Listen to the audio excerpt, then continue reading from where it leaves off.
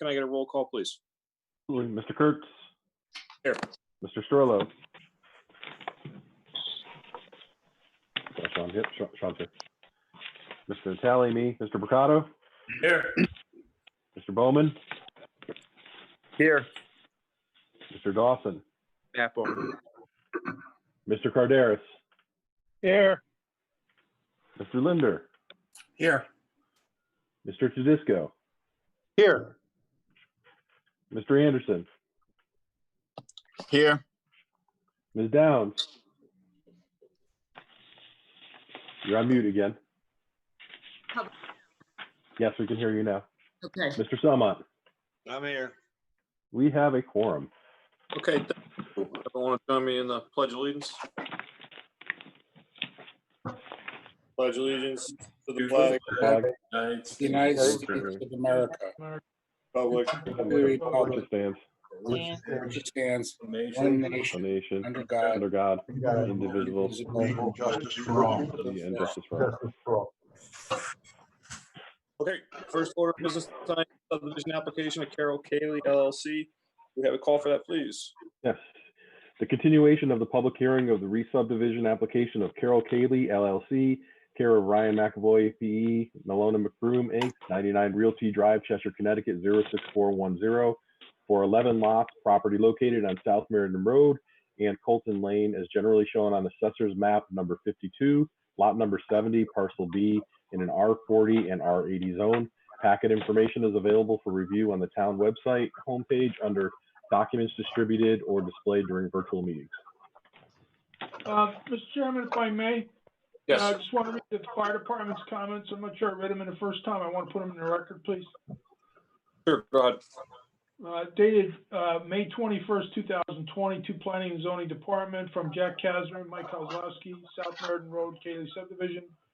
The fire department has reviewed the above application for the planning and zoning process. We recommend the following comments stipulations. If this application is approved, code compliance plans must be submitted to the building official and fire marshal's office prior to construction.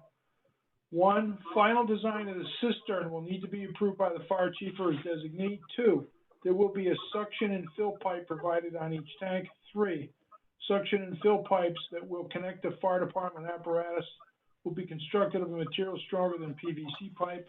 And 4, the establishment of the homeowners association prior to construction is paramount. This agreement should clearly define when and who will be responsible for maintenance of the cistern. Those are the comments, Mr. Chairman. Okay. Thank you. And I assume, Ryan, you're here to speak about this? Yes, Mr. Chairman, can you hear me? Yes, we can. Thank you. For the record, my name is Ryan McAvoy, licensed professional engineer with Malone and McBroom, here on behalf of the applicant. There was a couple outstanding items that were brought up at the last public hearing, namely a series of comments that were originally prepared by the engineering department, which we've addressed. They've provided an update to their comment letter saying that we've addressed all their concerns. With regard to the fire marshal's comments, we take no exception to them, and if approved by the commission, we'd be happy to have them included as conditions of approval. There was a question about some topsoil stockpiles and some construction debris that was present in near South Meriden Road. And it was the commission's pleasure that they removed certainly a pile of, we refer to it as construction debris, had some concrete, some asphalt, and some concrete pavers. That has been removed. And I believe, I don't know, Bill, if you were able to have Michael Strollo confirm that it's gone, but that was gone. Chairman, zoning enforcement officer Mike Strollo did visit the site today. He confirms that the rubble materials have been removed. And lastly, there was a question raised by Commissioner Bowman regarding the adjacent subdivision, which is Sunrise Farm subdivision, to the north of this property, whether or not any material was removed from that property during construction. And there were some isolated pockets of material that was transported off-site where elevated levels of pesticides were found. And it was taken to a licensed, by a licensed waste hauler to a licensed landfill location. The total quantity, not exactly sure, but it was in the range of 1,000 to 2,000 cubic yards. We weren't present for the actual removal of the material, but it was done in accordance with all applicable state and federal laws. So I don't know if there's any other questions that commission members have, but I believe those are the outstanding, at least 3 issues as I understand. Okay, well, with this, the map we have on the screen, I can't see anyone, so I can't see hands. So if anybody wants to speak or ask questions, now would be the time for commission members. Yes, Mr. Kurtz. Mr. Mercado. There was that long laundry list of items that I think the Public Works had written up. Have those been taken care of or addressed? Yes, we received an updated letter. If I may, Mr. Chairman, we have a response to that dated June 4th from Public Works. Says we reviewed the plans revised to June 1st, 2020, and the May 26th response letter and additional drainage data. Based upon the latest information, we take no exception to the proposed subdivision as designed. So yes, all of the outstanding comments have been addressed. Thank you. Okay, anybody else? Questions or comments on this application? Yes. Matt Bowman. I asked Bill, or I spoke to Bill previously this afternoon, and he was going to pass on the questions that I had to Ryan. The questions I had were, Ryan, if I'm not mistaken, you said that Chesapeake would require testing of the soil where the septic systems are going? They more specifically, hold on a second, let me pull up their approval letter. They specifically were going to be looking to test the well water for the presence of pesticides. It's pretty common for them to have that request on any agricultural field when they do issue an approval letter that's given to this commission. So normally they test for iron and metals and things like that, and they do request for an enhanced level of testing. Ryan, I understand that completely. But we had questioned the fact that in this previous subdivision, there were harmful chemicals found in the properties. And when I asked about testing, I'm sure that you said that they would be tested because of Chesapeake requiring not well water testing, but soil testing. So you never said that? No, the testing that Chesapeake's requesting is testing related to the wells. I think I was misled or maybe just misunderstood. But okay, I also asked Bill, how much material are you going to move for the road? Very, very little actually. The road in general is in either a slight amount or a fair amount of fill. There are 2 pockets where we're filling upwards of 4 feet, one over by South Meriden Road and one just off of Colton Lane. The remainder of the road is either in 1.5 feet of fill approximately. There's one section where the road is at grade or in a little bit of cut, but in general, the road is going to be constructed in fill material. All right, my question is, the first thing you're going to do during construction is to remove the topsoil. And that's the concern I have and the neighbors, I believe, have had in previous questioning. How are you testing the soil that you're going to remove prior to the construction of the road? Well, in terms of stripping topsoil, are you going to remove? You don't use topsoil for road construction. No, it has to be scraped and stockpiled. Yes, that's correct. It has to be scraped and topsoiled and stockpiled. It can be blended with soils below, and it can be put in fill areas as long as it's blended properly with subsoil materials. There's no anticipation of any export of topsoil from this site. I'm not asking that. I'm asking how you're going to test for the pesticides. Well, the thing about pesticides, which is interesting, is there's actually no state requirements for it. There's recommendations for levels that are above a certain level, above a certain amount. Now, in this case, if you do encounter some of these higher levels of pesticides, they can be blended with other soils where there aren't any or very low limits detected. So that's always a possibility that could be blended with other soils on site. It can be blended with subsurface materials below the road. In areas where there's fill or fill proposed, it can be placed in those areas.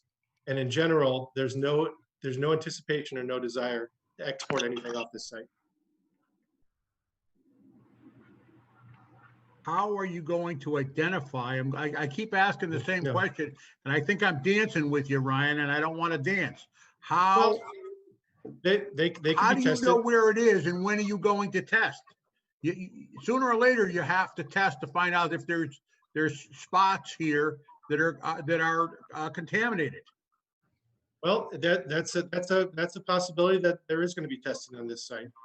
Again, it's not a requirement by the local planning and zoning commission. It's not required by the state, but it is prudent. It is prudent to test for pesticides in a case where you're developing an agricultural field. So when that's going to happen, I don't have an answer for you, but certainly before these lots are constructed on, it's certainly a very valid recommendation to have that testing be done. Well, it's not a recommendation. You've got wells in the area. You've stated that on the last part of this subdivision, same piece of property, that you exported approximately 2,000 yards. Is that what you had said? Yeah, roughly 1,000 to 2,000 yards, somewhere in that range. Well, I think the people that are buying in here, and I think it is our fiduciary responsibility to the people to let them know if there's pollution on the property. So you're saying it's not part of planning and zoning per se, but it is, because you're now saying that if you mix it and gets the parts per million below the state standards, which is what you can do, could have done it in the first subdivision too. But I know I'd like to know where you're going to do that, where you're going to do the mixing, and where this is going to end up. And how many times are you going to test to be sure that it's below the parts per million that are required? I think that is part of the subdivision. How many yards of topsoil are you going to remove for the road? In terms of yards of topsoil removed, I don't have that number. I'm talking about not from the property, but disturbed. Maybe disturbed is a better word. Okay, so for the road, we're roughly putting in about 800 feet of new road, just just to do some quick numbers here. 800 feet of new road, a 30-foot wide road, that's 24,000 square feet, roughly half an acre. Well, it's 50 feet, because you've got to remove it for the sidewalks, and you've got to remove it for the underground utilities. So let's do 50 feet and not do 30 feet. Okay, fair enough. So we'll do 800 times 50 feet. That's 40,000 square feet. Okay, so that roughly represents about, I don't have my calculator out, but averaging maybe 6 inches of topsoil, something in that range. You're talking about 20,000 cubic feet of material, and that translates to a little bit under 1,000 cubic yards. How are you stockpiling that? Where are you stockpiling it? And when are you going to test it? Are you going to test it before it's removed for the road? How are you going to handle the construction sequence? I think these are valid questions. I tried to give these to Bill so that you wouldn't be blindsided by them, but you don't seem to be wanting to answer the questions. Well, they can be tested at any time is the right answer, Matt. At any time, and they can be tested after the road strip. The subsoils below the road can be tested. The topsoil itself can be tested, and if it has to be removed from the site, it can be removed from the site and handled accordingly. But if we don't know when it's going to be tested, or if you decide not to test because you don't think that it's polluted, then there will be no test and no one will know what's going on there. And I think this needs to be done. I'd like this information before the close of this public hearing. I can tell you that now.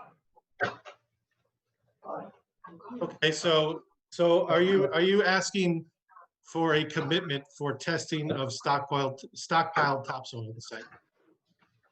I just want to make sure I understand. I'm asking you to provide us with how and when you are going to test this soil, where the adjacent property, your client has removed up to 2,000 yards of polluted material to a designated site, but you don't know what's on this property, and you're not giving us an answer on how you're going to find out if there is pollution on the property. Well, Matt, I can tell you this. here's what I can tell you. I can't tell you when things are going to be tested at the moment, but what I can do is have a discussion with you about what happened on Sunrise Farm. Sunrise Farm, adjacent to this property, was tested and had material removed after approval from the Planning and Zoning Commission. It was done outside of local jurisdiction because there's state recommendations, not guidelines, state recommendations for how this is handled. Now that can be done post-approval. It can be done on a lot-by-lot basis. It can be done when the road is constructed. It can be done, it doesn't have to be done at all, theoretically. It's prudent to do it, though. I'm not arguing with you on that. But in terms of when it's done, it can be done before the road is constructed, before the lots are sold, before the lots are developed. There's any number of times when it could be done in terms of any identification of where pesticides may be located. But it's not something that's typically done, certainly prior, I mean, as far as my experience with the Planning and Zoning Commission, done before an approval is granted by this commission. I've never had that experience in town before, but it has been done on other sites. It has been done prudently and done effectively and can be done here. Maybe this is a question for staff, could we put it as a, approved as a stipulation, like a date or when the testing would have to take effect? Yeah, you could. I would, however, suggest something to Ryan, let him react to it before we just impose it. So. Okay, then I'm asking and wondering at the same time whether that's something that could fix the problem. The problem, EJ, is once we close this public hearing, we have no way of getting the information of what's going on. But well, I don't have the answers for you, Matt, because I don't have a whole range of testing on the site. Hold on, to offer. Yeah, Matt, be careful. You have no reference to RSR standards or anything like that. Bill, I can't hear you. I'm sorry. How about now? Better? A little bit, yeah. You have no reference to any specific RSRs, which are remediation standard regulations or compliance with them as set by DEP. You have no reference to that anywhere in your subdivision regulations. Be careful. Careful. You can only ask him what your regulations enable you to ask him to do. If you want to ask him to give you the information as a condition of approval, then fine. But the idea somehow that you can now hold this public hearing open until he's tested it and give me that information, you really have no basis for that in your regulations. That's not what I said, Bill. What I was requesting is to be held open until he tells us how he's going to do it. Not where he's going to do it and when he's going to do it, but how he's going to do it. Again, I think we have a fiduciary responsibility to not only the people in the town of Cheshire now, but the people that are going to potentially buy these lots.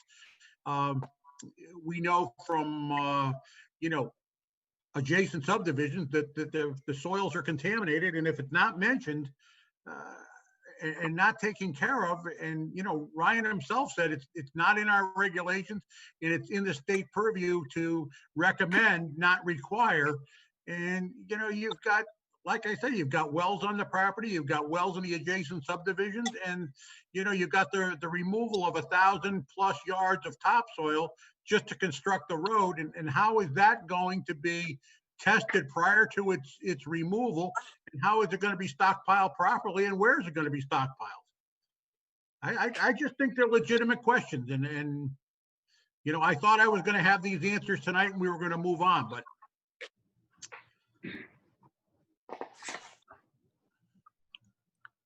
So Ryan, there's no way you can answer and take questions for Mr. Baldwin? Well, I was made aware of Mr. Bowman's concerns this afternoon. Okay, this is not, it's not necessarily a simple answer as to where to test, when to test. I'm not a licensed environmental planner, so I don't have those answers, and I couldn't get them very quickly. However, it is important. It is important whenever you're dealing with old agricultural fields that there is some degree of testing on the site to ensure that there's not pesticides. Again, it's not a requirement of the state, it's a recommendation. So, I can commit that the applicant will test on the properties, they'll test on the road. There'll be no export of material from this property without proper environmental protocols being handled. That this can be done, and it was done on the neighboring property without the need, honestly, for planning and zoning direct oversight. It was done for the benefit of the future homeowners. So, there is an example set right next door about how this could be handled, and not necessarily that it has to be done under the direct supervision of the Planning and Zoning Commission. It is really a state. That I was just asking how, when, where, why you were going to do it. We weren't going to oversee it. We're just asking I'm asking how it was going to be done. You take samples about 6 inches deep and send it to a laboratory and see what hits there are. Okay. All right. Thank you. I see where we're going, Ryan. Thanks a lot. I appreciate your answer. Okay. Mr. Kurt? Yes, Mr. Tedesco. Well, okay, I think I just want to try to help with this a little bit here. Mr. McAvoy, I think he's now committed that there will be testing done. That there hadn't even been a commitment of that, I don't think, until the last answer, but I think that Ryan committed to doing a testing at this point. Is that right, Ryan? Yes. Okay. And if testing is to be done, there's certain protocols that get followed so that the testing is done properly and achieves the goals the testing is supposed to achieve. And I think when you commit to doing testing, obviously you're an engineer, and you'll be committing to seeing that the testing is done in accordance with proper protocols. Is that a fair statement? It is. Okay. And then that depending on the results of the test, not you personally, but the landowner, the builder would take a proper action to ensure the safety of the wells and other safety for the homeowners if that's called for by the testing. Is that a fair statement? That is a fair statement. Yeah. So Matt, I see, Matt, I think you're asking a lot of good questions, and I'm glad that you brought them up. But did Ryan's answers to my questions there satisfy you? Yes, it does, Lou. I want to thank you very much. It does satisfy me because I think that Ryan was just kind of dancing with me a little bit and I wasn't appreciating it. But yes, you've answered the questions. Okay, that still doesn't mean we can't put a stipulation in, and maybe Ryan, if you could, if you're give us a okay or something like that to throw in some kind of stipulation. And Matt, we're more welcome to write the stipulation down or whatever testing needs to be done on the or any of the soil. So Ryan, on that test, just from the past and what the recommendation is, if you follow it, is that testing going to be done on each of these lots by the house or by the well? Or is this something that you're seeing, you just test a couple areas of the whole property? Well, in general, it's done by, first investigating the property and doing sort of a blanket, we refer to it generally as a shotgun approach, where you do a couple random tests all over, just to kind of checkerboard. Right? And then you see where there's some elevated levels, if there are any. And then there's different ways you can deal with it. You can mix it, you can blend it on site. Perhaps if you have one area with an elevated level and other areas without any, it can be blended so that all areas below certain thresholds, it can be transported off site. It can be buried below ground a certain depth. There's all sorts of different approaches that can be made to dealing with this type of situation. Thank you. Okay. Anybody else? Questions, comments from the commission? And may I add something? I want to apologize to Commissioner Bowman. I wasn't trying to fence with you. I wasn't trying to obfuscate. I was just, I don't have a quick answer for you as to how, where, and when to test for this, because I'm not an expert on environmental testing, but I am committing that the applicant will follow protocols for testing on these lots. Mr. Chairman, if I may. My concern really is where the road is going to be stripped, whether it's 6 to 12 inches of topsoil or topsoil and subsoil removed, that's going to be an extreme amount. Up to 1,000 yards, you're saying, on a quick calculation. And that really needs to be tested. And if it's stockpiled, hodgepodge, over someplace where a well has the potential to be in the future or something of that nature, or stormwater detention, something like that, then it does affect the quality of water. You're also adjacent to the reservoir for the city of Meriden. I'm, maybe I'm coming across too strong, Ryan, but I do have concerns, and I just think that these questions should be answered or should be qualified in some way, that it gives the commissioners the ability to to approve this subdivision, knowing that the people that are buying this are not going to end up with problems, and then it comes back on the town of Cheshire for us not qualifying what was on the property. Mr. Chairman, if I may, Sure. I might add a proposed stipulation to a motion we haven't read into the record yet. Let me just run it by you and see how it sounds, okay? That there'll be proper storage, treatment, and testing of excavated soils in accordance with DEEP protocols prior to removal of these soils. Sound reasonable? Mr. McAvoy, No objection. thanks for that. They're Mr. not Bowman? going to be removed, so I don't think remove is the proper word, Bill. Stockpiled is a better, the pile should be tested Matt, yeah, but they may remove, you don't know that they won't want to remove it at the end. My point is, if it goes anywhere, the stuff all has to be treated. Well, I Okay. thought we were pretty much assured that there would be no material Okay. leaving this All property. right, well, let's take the last sentence off. Just say DEP protocols. I'll do it again. Proper storage, testing, and treatment of excavated soils in accordance with DEP protocols. Sound good? Enough teeth, Mr. Bowman? Yeah. Okay. Okay. Glad I brought my pen. Any other commission members? Okay. Bill, do we have any comments tonight? I don't know what the public. Other than the fire department, Mr. Chairman, I have no other comments.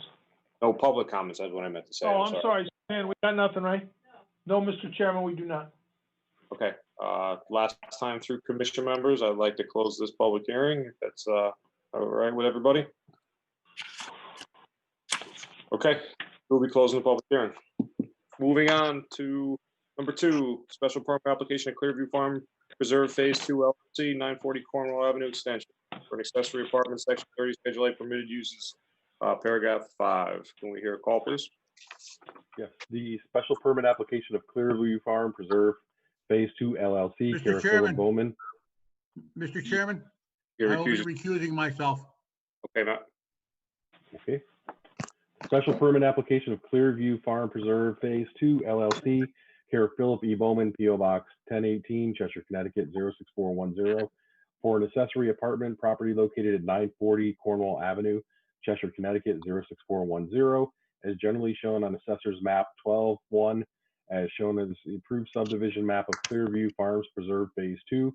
Packet information is available for review on the town website homepage under documents distributed or displayed during virtual meetings. Okay, thank you.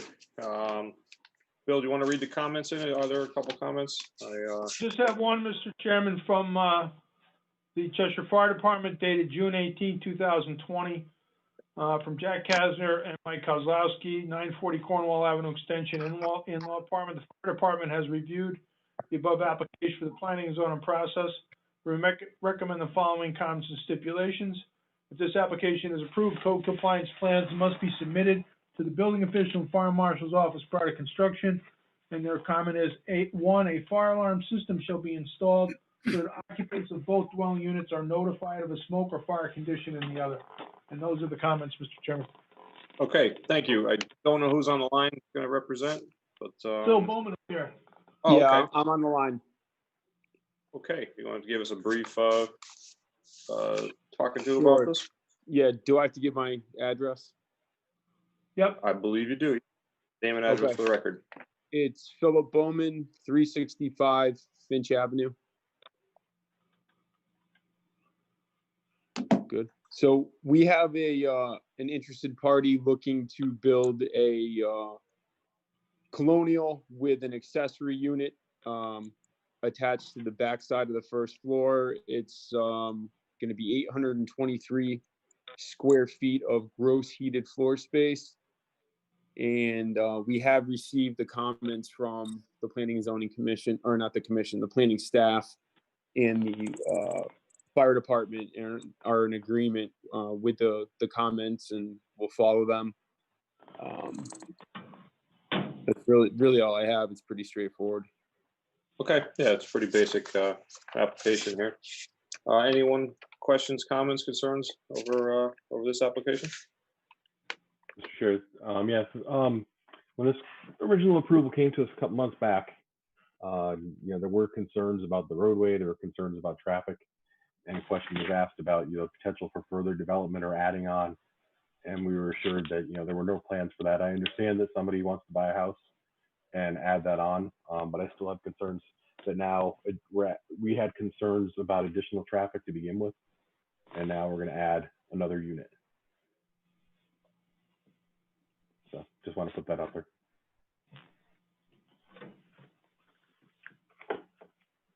Okay. Mr.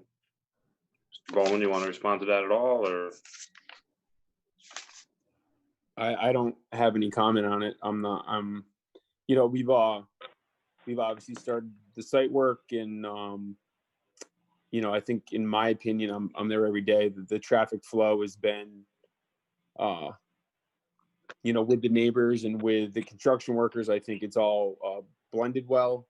I don't know of any issues of excessive speed or of issues with blocked access. So I guess I understand Commissioner Natale's concerns that it was brought up during the approval. I don't know how many extra trips this would generate adding an accessory dwelling unit. Not many. I guess that's for the commission to decide. The people, the party that's interested are, their current Cheshire residents, just looking to, they have a growing family and looking to have their parents from Prospect move in with them. So that's their interest in this. Okay, other than that, does it meet all the regulations for the planning and zoning? It does, Commission? Mr. Chairman. It does. Okay. Anyone else, comments, questions on this application? No. Do we have any public comment that has come in? No, Mr. Chairman, none. Okay. If that is all you have for us tonight, Phil, we're going to be closing this public hearing one last time. Anybody else?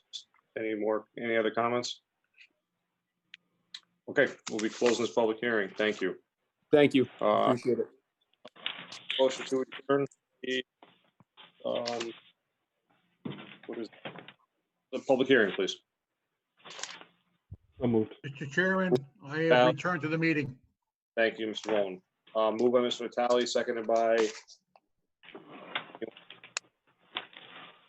speak out of the public hearing, adjourn the public hearing. I just need a second. Anyone? I'll second it. Mr. Kaderis, thank you very much. Okay. Moving on, I'd like to call to order the regular meeting of the Planning and Zoning Commission for Monday, June 22nd, 2020. Can I get a motion to accept the minutes of the public hearing and special meeting from June 8th, 2000? Motion to approve both. Moved Mr. Natale, seconded by Mr. Ricardo. Discussion, anything in the minutes? I did see something. I thought I did anyway. It said that that Mr. Bowman recused himself from number 3, and obviously he did, and that was the Carol Cayley subdivision. Anyone else see that? Matt, did you happen to see that? Right under number. I didn't see that I recused myself from that subdivision. No. Oh, I know you didn't, and it happens to be in there. It's just the one thing that I noticed today. I don't know why it's on there, but obviously you were a part of it tonight. You were a part of it last meeting too, so that could be something that we can get to Marilyn and she could straighten out. Right? That's the way. Is that the way we do it for the Zoom meeting? Because she's not on. Yeah, she can hear you though. Watching it, she'll take care of it. Okay, I was skimming through today and I happened to notice that, and I knew that. Doesn't it say application number 4, which is the Stonebridge? Says Commissioner Bowman was recused from application number 3. Alternate commissioners and Selma were seated for this On mine, application. it says number 4. That line should be on number 4 possibly. It says Commissioner Bowman was recused from application number 4. I thought it said that. I don't know. No, it says number 3, but he may have had to recuse himself from number 4. Well, it's under Okay, it's okay. 3, the Cayley subdivision, so I assume that, Yeah, it was number 3. I had recused myself because my brother is part of that. No. Yeah, but that's number 4, isn't it? It looks like it was just put under the wrong place. Under 3, it does say that it was recused from application number 4, so I think that it was just put in under the wrong item. Okay. okay, well, Marilyn hears that, so she can change it. So any other comments on the minutes? No, okay, all those in favor of the motion signify by saying aye. Aye. Aye. And as far as anyone opposed? Anyone abstaining? Okay, Mr. Strollo texted me, he said he had a problem being on. I don't know if he's here. I don't know for the voting. I know Mr. Kaderis is here, Mr. Tedesco is here. I can see everybody else. Woody is not. Yeah, right. Yeah, so we'll take Mr. Anderson for that vote. Did you vote in favor of that? Yes, okay, I see him nodding his head. Is Sean on the call here? He no. was in and out, and he's out right now, so. We're also gonna need Mr. Selmont. Did you vote for that also? Okay, so the motion passed unanimously. Those two guys voted for the 2 that we are missing. Moving on, under communications, we have a letter from Anthony Pizzone. Do you have that? I do, Mr. Chairman. I do. Dear Commission members, at the regular meeting of the Planning and Zoning Commission on March 9th, 2020, the resubdivision application of Clearview Farm Preserve LLC was approved. Notice of the approval was published in the Cheshire Herald on March 12th, 2020. And the appeal period under Section 8A of the Connecticut General Statutes expired on March 27th, 2020. The original 90-day time period within which to file the re-subdivision map pursuant to Section 825 of the Connecticut General Statutes will expire on June 25th, 2020. The approved map is entitled Re-Subdivision Map, Clearview Farms Preserve Phase 2, Single Family Residential Subdivision, 947 Cornwall Avenue, Cheshire, Connecticut, scale 1 inch equals 50 feet, dated December 31st, 2019, revised to March 9th, 2020 by Malona McBroom. On behalf of the applicants, we're hereby requesting, as authorized in Section 825 and that's Section 825 of the Connecticut General Statutes, an extension of the 90-day period to file a subdivision map with the town clerk. Very truly yours, Anthony J. Pizzone, attorneys for the applicants. If I may, Mr. Chairman, I have a motion. Sure, can we hear- Mr. Chairman, I'll be recusing myself. Yes, okay, Matt, thanks. Request for 90-day extension, file subdivision Mylars for Clearview Farms Preserve Phase 2. The Cheshire Planning and Zoning Commission hereby grant a 90-day extension for the filing of subdivision Mylars as authorized in accordance with Section 8-25 of the Connecticut General Statutes. This extension will expire on September 23rd, 2020. Okay, can I get someone to move the motion? The staff's wording. Move, Mr. Kaderis, seconded. Anyone? Second. Second by Mr. Tedesco. Discussion on this motion. And we will need all of the alternates on this motion, or we need all 3. So since in no discussion, all those in favor of the motion signify by saying aye. Aye. Aye. Aye. Anyone opposed? Anyone abstaining? Great, the motion carries unanimously. Thank you. Under unfinished business, we have the subdivision application at Carol Cayley, South Meriden Road. How does everyone feel about that? I have returned, Mr. Chairman. Thank you, Mr. Bowman. I know we have motions. Is everyone okay with the motions on this subdivision? Okay, Yeah. Bill, can we motion, please? Subdivision application, Carol Cayley LLC, South Meriden Road, Colton Lane. The Cheshire Planning and Zoning Commission find that the proposed 11-lot residential subdivision is shown on plans entitled Cayley Property Subdivision, South Meriden Road, Cheshire, Connecticut, revised to May 22nd, 2020, is consistent with the requirements of the Cheshire Cheshire zoning and subdivision regulations, and hereby approve this application conditioned upon compliance with the comments from the Cheshire Fire Department dated May 21st, 2020, and proper storage, treatment, and testing of excavated soils in accordance with DEEP protocols. Move staff's wording. Move Mr. Vitale, second Second. by, discussion on this, motion. I think the amendments are, I think the amendments are appropriate, so thank you, Matt, for bringing that up. Yes, just, it's, sounded like he was gonna do it anyways, but at least now we have a little more teeth in the fight to make sure he gets it done, so. Any other comments? No, Mr. Chairman. Hope Okay. from anybody. Yeah, Anybody, not you. I got it. All those in favor of the motion signify by saying aye. Mr. Kurtz, just Aye. point of order. We need only 2 alternates. Sorry, yes, so we'll have, Mrs. Downs and Mr. Selmont in voting in this one. Thank you, Jeff, I forgot that. All those in favor of the motion again signify by saying aye. Aye. Aye. Aye. Anyone opposed? Anyone abstaining? Great, motion carries unanimously. Thank you. Number 2, Clearview Farm Phase 2. Anyone have a problem with hearing that tonight? Mr. You'll be recusing yourself. Yes. Thank you, Mr. Bowman. Sounds like we can hear the motion, please, Mr. Volker. Special permit application for accessory apartment, 940 Cornwall Avenue. The Cheshire Planning and Zoning Commission find that the proposed accessory apartment at 940 Cornwall Avenue was shown on plans entitled Clearview Farm Preserve Phase 2, Lot 1, Cornwall Avenue Extension, dated May 27, 2020, are consistent with the requirements of the Cheshire zoning regulations, and hereby approve this application conditioned upon compliance with comments from the Cheshire Fire Department dated June 18, 2020. So move. Move by Mr. Mercado, seconded by Mr. Second. Actually, everyone will be involved, so Mr. Selmont. Okay. And again, all the officers will be voting on this. Any discussion on this motion?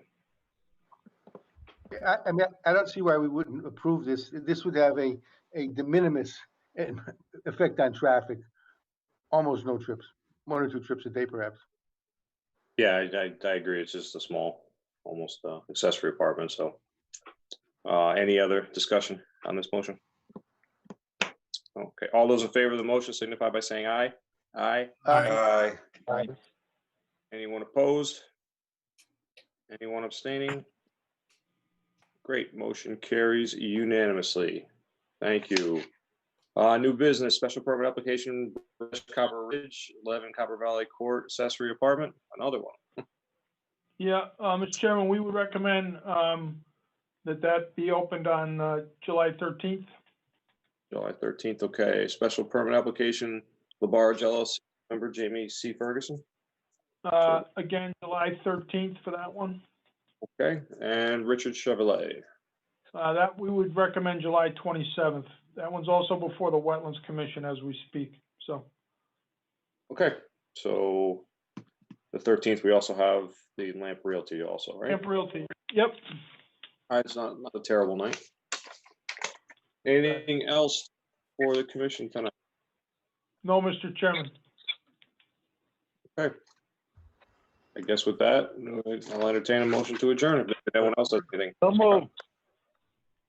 Moved and seconded. All those in favor, signify by saying aye. Aye. Aye.